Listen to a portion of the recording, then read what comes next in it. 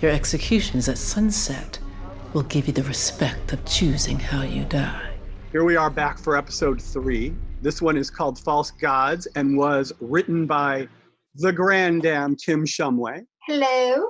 Hi, Kim. I'm excited to be here and excited that people finally get to see the season. This episode was directed by Tim Scanlon, who is a rock star in post and has directed a whole bunch of episodes over the course of the run, and his episodes never fail to be great. This was the episode where there was a power outage for the first time ever in the history of the show, and it took down 3 shows. It took down us, Supergirl, and Riverdale across the street, and it was just, we were down for almost an hour, and just, he was totally unflappable. It was great. Especially weird because there was actually a power outage in the story as well. Exactly.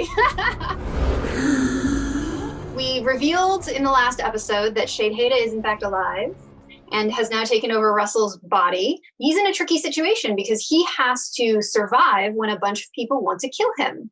So we'll get to see our first glimpses of how Shade Haida operates, which is really fun. Yeah, he's an interesting character, and J.R. Bourne joining us as a series regular this year really does kind of inhabit a new persona. And it's interesting because Clark's story intersects with his in a really interesting way. I lost myself last night. Burning down the palace was a bit extreme.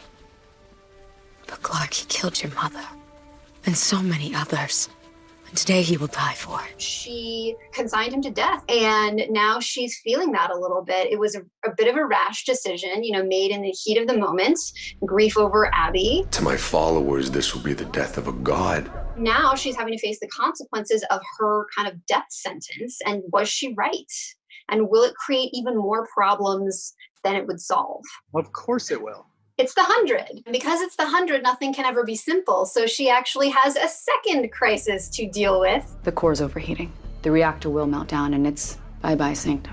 We often give characters these difficult choices to make. You're between a rock and a hard place. What are you going to do? And Raven really hasn't had to face those yet, and really hasn't had to be the one making the choice. And in this episode, for the first time, she will. So how do we stop it? We push in the control rods, we plug the cracks, we're good. Just that simple. I like you. Someone has to go into primary containment to get the control rods in place. It's a high radiation environment.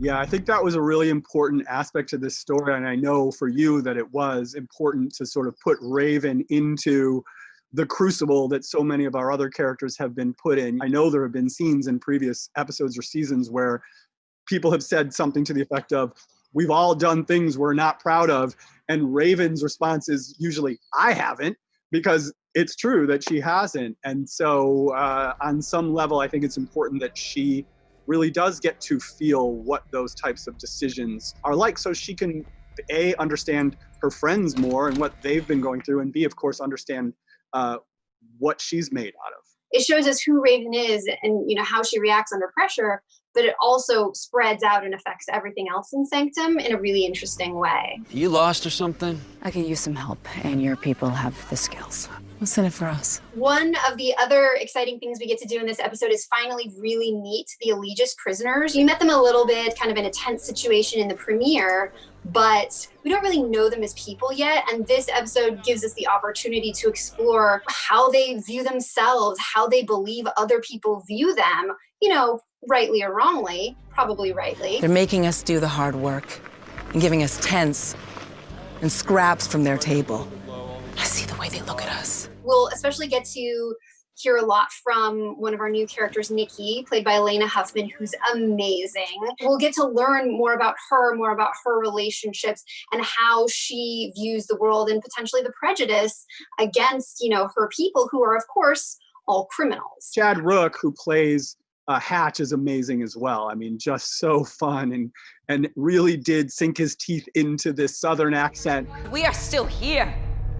We are still one people. And we are all in danger. One of the things I was really excited about in this episode is to dig into Gaia a little bit, because I love Gaia. She's so different from a lot of our characters because she's a woman of faith, and she always has been, and it's very important to her. It's her core. And in this episode, she makes a difficult decision, just like she made a difficult decision in last season's finale. We tell them the truth. Don't be a fool, Gaia. Have some faith in our people, Mother. I know our people. They've been pretending that the flame is not destroyed, that Maddie is still the commander, and now Gaia is faced with potentially telling her people that things have changed. That'll go well, I'm sure. Certainly a nuclear meltdown doesn't seem so bad.